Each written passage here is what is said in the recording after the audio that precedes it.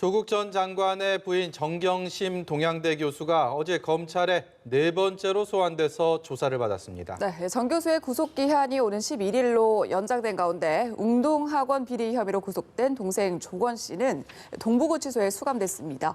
관련 내용 등을 전지현 변호사와 자세히 짚어보겠습니다. 안녕하세요. 어서 오십시오. 안녕하세요. 조 전 장관에 대한 소환이 언제 이뤄질지 상당히 관심을 모으고 있습니다. 저희가 앞서서 말씀드린 것처럼 정경심 교수가 이제 구속 기한 만료를 앞두고 한 일주일 남짓 남았는데 어제 네 번째 조사를 했고요. 그럼 과연 언제 어떻게 되느냐 이런 관심들을 많이 모으고 있는데요. 우선 정 교수에 대한 조사는 사실상 마무리됐다 이렇게 볼 수가 있을까요? 네, 이제 정경심 교수는 11일이 검찰 단계에서 구속할 수 있는 기한이 20일이거든요. 네. 그래서 앞으로 뭐 더 이상 소환을 한다고 하더라도 예. 그렇게 뭐 크게 길어질 것 같지는 않아요. 그리고 지금 구속되고 나서 4차례 소환을 했다고 하는데 네. 이 소환 횟수를 가지고도 지나치게 많지 않냐 좀 이런 얘기들이 있는 것 같은데 네. 이게 소환 횟수하고 또 소환 시간하고 조사 시간하고는 또 구분해서 봐야 되는데 네. 정경심 교수 같은 경우에는 이게 뭐 건강 문제를 지나치게 호소를 한 적도 있고 열람 시간이 더 길어진 적도 있단 말이에요. 예. 그래서 그렇게 해가지고는 뭐 이게 너무 조사가 더딘 거 아니냐 그렇게 네. 볼 수는 없을 것 같고 그리고 또 검찰이 자꾸 이렇게 소환을 하는 거는 또 이유가 있는 게 뭐냐면 어떤 조사 시간의 문제도 있지만은 정경심 교수나 조국 교수나 기본적으로 핸드폰이랑 경제범죄에서 계좌영장에 대한 압수는 이루어져야 되는데 네. 압수영장이 지금 2차례, 3차례 계속 법원에서 기각이 됐단 말이에요. 네. 그런 것 때문에 당사자 입을 통해서 더 확인해 볼 부분이 있다고 봐요. 근데 그럼에도 불구하고 정경심 교수가 구속된 거는 혐의가 소명됐다는 거잖아요. 네. 검찰이 어느 정도 물증을 확보했다 그런 생각이 들고 그리고 오촌작하 공소장이 공개됐을 때만 하더라도 거기서 정경심 교수의 관련성과 관련해서는 75억 약정하고 10억 납입한 부분이라든지 아니면 허위 컨설팅비 명목으로 넘어간 부분 이 정도밖에 없었는데 네. 이번에 뭐 미공개 정보를 이용하는 주식 매입 그 과정에서 뭐 또 조국 장관의 계좌에서 5천만 원 흘러 들어간 정황도 나왔잖아요. 그러니까 검찰이 보면은 수사 단계에 따라서 공개적으로 혐의를 이렇게 단계적으로 공개를 하고 있는 것 같아가지고는 우리가 검찰의 어떤 수사 상황을 좀 밖에서 예단하는 데는 좀 한계가 있는 것 같습니다. 한 가지만 더요. 그 건강 관련해서 말씀을 하셔갖고 과거 영장 심사 단계에서는 그 구속의 당위성에 대해서 뇌 관련 질환에 대한 것들을 호소를 했는데 그게 사실 구속 과정에서는 받아들여지지 않았고 지금은 안과 관련 질환, 영장 심사하고 나오는 과정에서 안대를 하고 나온 모습도 포착이 됐고 그래서 그런 것들이 또 다른 앞으로 뭐 구속 적부심 얘기도 나오는 상황에서 좀 변수가 될 수 있을까요? 구속 적부심은 처음에 구속을 할 때랑 어떤 사정 변경이 생겨야 돼요. 그동안 네. 건강 상태가 너무 악화돼가지고는 수감 생활을 도저히 할 수 없다던가 아니면은 네. 합의를 하고 채무를 다 변제를 했다던가 뭐 이런 사정이 나와야 되거든요. 그러니까 네. 피해금을 공탁을 했다던가 뭐 이런 점이 나와야 되는데 이게 건강 상태는 그때부터 호소를 했었어요. 네. 판사들이 구속영장을 기각할 때 건강 문제를 언급하는 이유는 뭐 항암 치료를 받는다거나 이런 경우가 아니면은 예. 거의 없거든요. 그런데 왜 그때 동생의 경우에는 건강 문제를 언급을 해가지고 이례적이다 그렇게 얘기를 했던 거예요. 그래서 정경심 교수 같은 경우에도 뇌 질환 관련 문제라든지 뭐 안과 질환 문제를 호소하고 있기는 한데 이게 재판을 받거나 조사를 받는데 지장을 줄 정도는 있어도 수감 생활을 하기에 불편한 정도가 아니라고 봐서 예. 구속영장을 발부를 했던 거거든요. 예. 그래서 우리가 지금 건강 상태를 확실하게 뭐 예단할 수는 없지만은 그냥 무슨 안과 치료를 지금 구치소에서 요청하고 있다 그런 정도만 가지고는 적부심 청구했으니 뭐 받아들여지지 않을까 그렇게 볼 수는 없는 거죠. 네. 예, 일단 그리고 또 관심이 이제 조국 전 장관을 언제 소환해 조사할 것이냐 이 부분도 관심인데 어떻게 보십니까?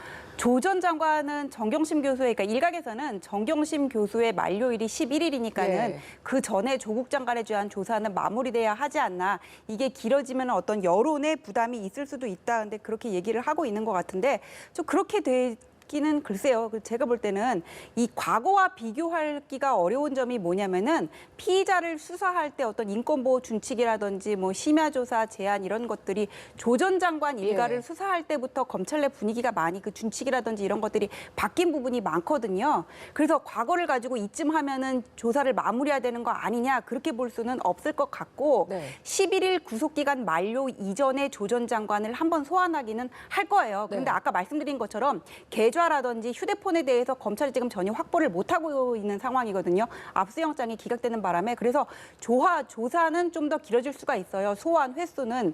근데 뭐 이게 뭐 정경심 교수에 대한 기소 이후에도 진행된다고 해가지고는 이걸 가지고 비판할 사안은 아닌 게 예. 수사 결과를 가지고 판단을 해야 되거든요. 만일 지금 조 전 장관에 대한 어떤 혐의가 그냥 단순히 공직자 윤리법이라든지 용도를 모르고 뭐 부인 계좌로 5천만 원 건너간 거 이 정도에 그치면 모르겠는데 지금 검찰이 수사를 하고 있는 내용이 이거를 넘어서 뭐 뇌물이라든지 아니면 조 전 장관이 직접 관여한 어떤 단서를 잡았다면은 예. 그렇게 되면 얘기는 달라질 수 있을 거라고 봐요. 네, 지금 조국 전 장관 일가에 대한 검찰 수사가 시작된 이후에 그 일가에 대해서는 그 3명이 지금 구속된 상태죠. 그러니까 조국 전 장관의 부인 정경심 교수와 동생 그리고 오촌 조카까지 이렇게 3명인데 조 전 장관의 부인 정 교수와 오촌 조카는 서울구치소에 그리고 조 전 장관 동생은 동부구치소에 수감이 돼 있단 말입니다. 뭐 이런 것들도 나름의 이유가 있겠죠.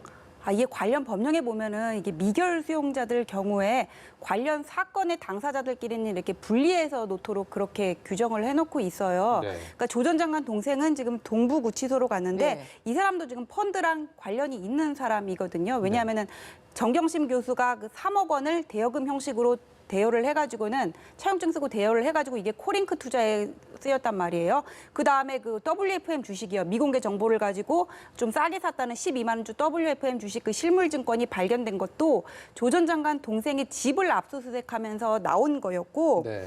그리고 또 이 배임 관련해서도 지금 이 사람은 배임 관련해가지고는 구속이 됐는데 예. 이거는 결국 조 전 장관 일가를 전부 겨냥을 한 거거든요. 그 채무 면탈이라는 것도 부인하고 위장 이혼을 했다는 건데 위장 이혼한 전처하고 정경심 교수 간에도 뭐 이렇게 아파트를 거래한 내역들이 나와요. 그래서 그냥 원칙대로 분리 수용을 한 게 아닌가 생각이 됩니다. 네, 일단 정리를 해보면 지금 부인 그리고 동생, 오촌 조카까지 3명의 신병을 확보해서 지금 조사가 이루어지고 있는 상황인데 정리하는 차원에서 다시 한번 어떻게 조사가 이루어지고 있는지 정리를 해주시면 좋을 것 같아요. 그러니까 조 전 장관 부인, 동생, 조카까지 구속이 됐고 예. 앞으로도 뭐 조 전 장관이라든지 조 전 장관의 모친까지도 수사는 불가피할 거라고 보여져요. 지금 이게 크게 보면은 웅동학원 관련 사건이 있고 그다음에 펀드 관련 사건이 예. 있는데 이 5명이 각각의 사건과 관련해 가지고 2명, 서너 명씩 이렇게 다들 이렇게 조합이 연결돼 있단 말이에요. 네. 예를 들어서 펀드 관련해서는 맨 처음에 조카가 구속이 됐어요. 조카는 이 펀드의 운영과 관련해 가지고는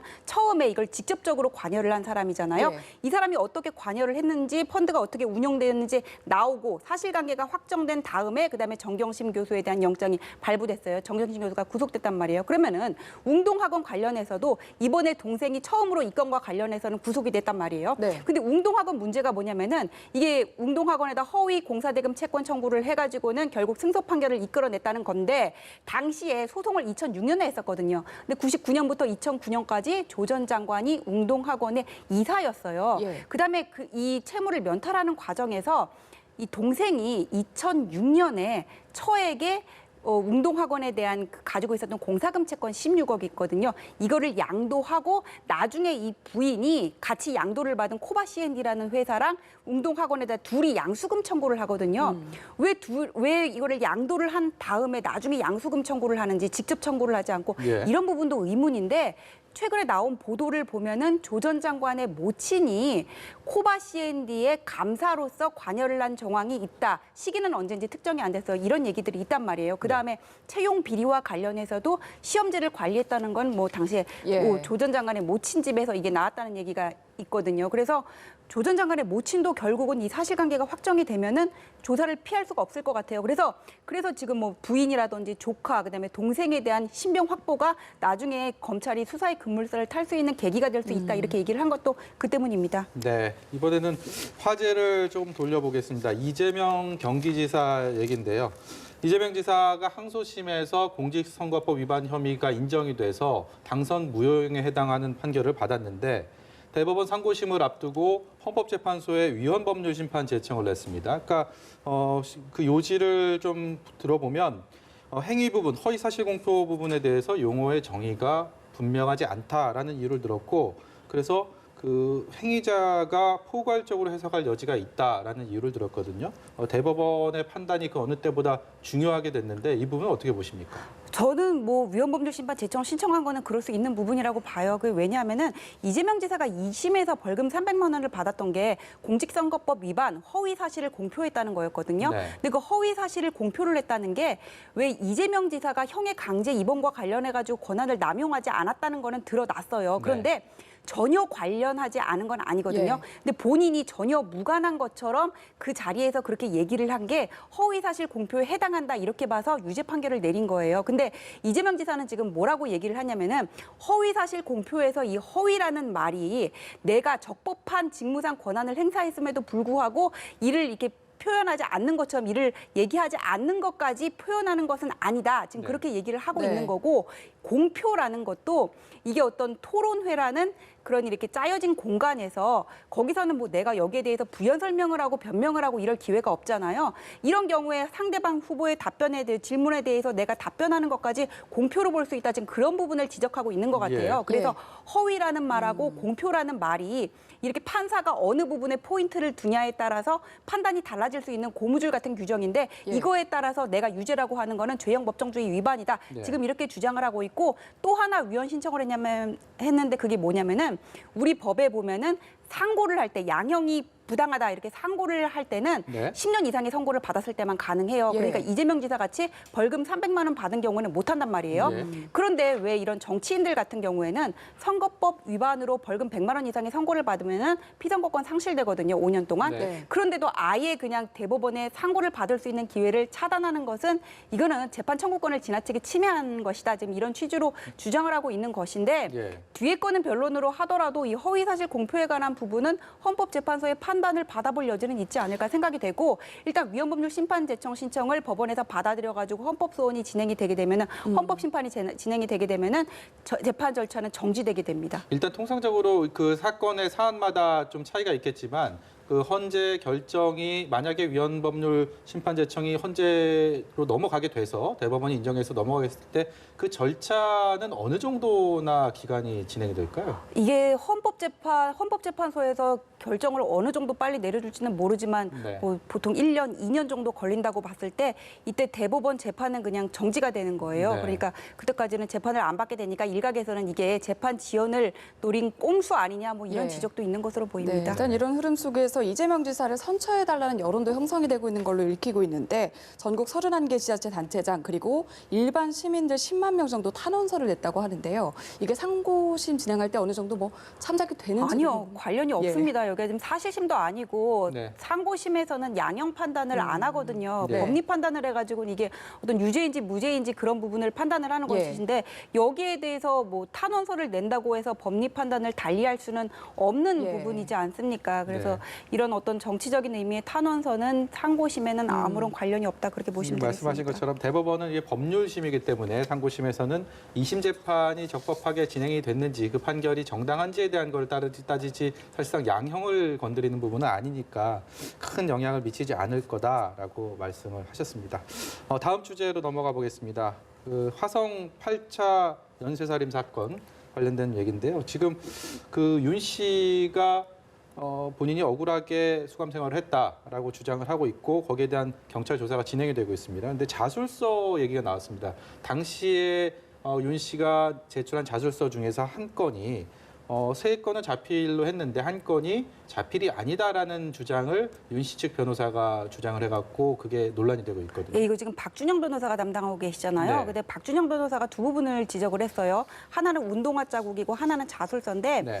이게 88년 9월에 이제 8차 사건이 있었어요. 화성에서. 그러고 나가지고 윤모 씨가 이제 용의자로 지목이 되고 나중에 피의자로 입건이 되고 나중에 수사를 받게 되는데 그때 이분이 자술서를 작성을 했다고 해요. 근데 네. 이분이 가정 형편이 어려워서 초등학교 3학년 때 중퇴를 해가지고는 평소 맞춤법 같은 것도 틀린다고 네. 해요. 네. 뭐 예를 들어 손발 닦고 이렇게 쓰고 먹습니다 이렇게 쓰는데 네. 자술서에 보면은 피해자, 이상은 사실입니다. 서성거리며 주거지, 후문 방향 이런 어려운 단어를 용어들이 썼네요. 나온다는 예. 거예요. 그리고 일부에서는 필체도 다른 부분이 있대요. 윤모 씨의 필체가 아닌. 그래서 그 박준영 변호사는 이 부분을 지적하면서 당시에 자수를 써도 왜곡된 부분이 있다 그렇게 얘기를 하고 있고 또 하나는 이제 경찰의 입장을 들어보면은 경찰에는 뭐라 그러냐면은 일부 대피란 사실은 있지만은 이것만 가지고 당시의 수사가 부실하다고 보기에는 문제가 있다 지금 이렇게 얘기를 하고 있는데 예. 네. 글쎄요 저는 모르겠어요. 대필이었다면 당시의 수사가 대필이었고 또 진위에 반해서 이걸 썼다면은 부실한 네. 수사가 아니었나 그런 생각이 드네요. 대필했다는 부분이 또 상당히 또 그 혐의를 특정하는 데 있어서 굉장히 또 중요한 의미를 가질 수 있지 않습니까? 이 부분에 대해서 경찰이 사실상 좀 발을 빼려는 책임을 좀 전가하려는 뭐 이런 비판이 충분히 나올 수 있는 소지가 있는 것 같아요. 예, 그렇게 보여요. 그리고 우리가 이번에 딱 그 대필했다는 그것만 나왔으면 모르겠는데 예. 이 외에도 이분이 이렇게 한 번 걸을 때마다 화면에서 봤는데 몸 전체가 흔들릴 정도로 심하게 이렇게 다리를 저시는 분이거든요. 네. 장애가 있어서 그런데 그런 분이 그 방문 앞에 그때 살해당한 소녀의 방문 앞에 이렇게 안전뱅이 책상이 있었는데 그거를 밟고 지나갔고 그 전에 담을 넘었다 이런 것들이 좀 이해가 안 되기는 했거든요. 네. 그리고 또 여기에 더해서 뭐가 나왔냐면은 이 1심 판결문에 보면은 이 윤모 씨가 슬리퍼를 신고 가서 슬리퍼를 벗어놓고 맨발로 이 안전뱅이 상을 이렇게 밟고 넘었다 그런 얘기가 나오는데 당시에 그 초동 수사를 할 때 그 상을 봤던 목격자들의 얘기는 운동화 발자국이 있었다는 얘기가 나와가지고는 이게 지금 한둘이 아니라 다양하게 쏟아져 나오고 있는 상황이어가지고는 당시의 수사에 총체적인 문제가 있었던 게 아니냐 지금 이렇게 지적이 나오고 네, 있습니다. 꼼꼼히 따져봐야 하는 부분이 상당히 많아 보이는데 일단 윤 씨가 내일 법 최면 검사라든지 거짓말 탐지기 조사를 받는다고 하는데 30년 전의 기억을 되살릴 수 있을지가 관심이거든요. 최면 수사라는 것도 예. 뭐 완벽하지는 않을 거예요. 그런데 이게 최근에 당시에 화성 7차 살인 사건 이전에 범인을 목격했던 네. 안내양도 최면 수사를 했던 걸로 지금 나오고 있거든요. 그래서 최면 상태를 유도해서 사람의 집중력을 이렇게 고양시킨 다음에 내가 이렇게 보았지만은 기억하지 못하고 있는 어떤 장면들이나 진술을 이끌어내는 게 최면 수사잖아요. 그래서 네. 최근에 CCTV가 많기는 하지만은 사각지대 같은 경우도 분명히 있거든요. 그래서 도주 차량의 번호판이라든지 이런 거를 발견을 할 때 이런 거를 찾아내려고 할 때 최면 수사들을 많이 이용한다고 하는데 30년 전의 수사라도 이게 본 기억이라도 불가능한 건 아니라고 하니까 예. 일단은 기대를 해봐야 되겠죠. 예. 지금 이춘재가 자백한 살인 사건이 14건인데요. 14건 중에서 당시 초등학교 2학년 김모양에 대해서 뭐 그 유류품이 발견된 야산 중심으로 유고를 지금 찾는 실종 그 수색 작업이 벌어지고 있습니다. 사흘째 이어지고 있는데 굉장히 어려운가 봐요. 지금 당시 유기했다고 지목했던 곳에 또 아파트가 들어서서 현실적인 또 수색 작업의 어려움이 상당히 큰 것 같은데요. 이것도 당시에 왜 경찰이 그냥 실종 사건으로 처리를 하고 넘어갔는지 유류품이 나왔다는 것도 얼마 전에 보도를 보니까는 유족들은 최근에 이렇게 알았던 걸로 네. 나오고 있더라고요. 그래서 문제가 있는데 이춘재가 이 범행도 내가 했다고 자백을 하면서 시신을 어디다 유기했다고 그걸 특정을 했어요. 그래서 그 지점을 찾으면은 좋은데 그 지점이 지금은 다 재개발이 돼가지고는 예. 아파트가 들어서서 일부 떨어진 그러니까 한 거기서 한 100m 정도 떨어진 한 뭐 3,600제곱미터라 그래요. 한 네. 공원 지점을 특정을 해가지고는 5제곱미터씩 이렇게 단위 남아가지고 지표 투과 레이더랑 금속 탐지기로 특정 부분을 이렇게 체크를 해서 지지를 분석하는 작업을 하고 있다고는 하는데 네. 시간이 너무 많이 흘렀고 딱 이춘재가 특정한 그 지점도 아니어서 유족들을 생각하면은 지금 시신이라도 어떤 뭐 시신의 흔적이라도 발견이 됐으면 좋겠지만은 어려운 점은 많다고 보입니다. 네, 네. 앞으로의 수사가 어떻게 진행될지 지켜보도록 하겠습니다. 지금까지 전지현 변호사와 함께했습니다. 잘 고맙습니다. 들었습니다.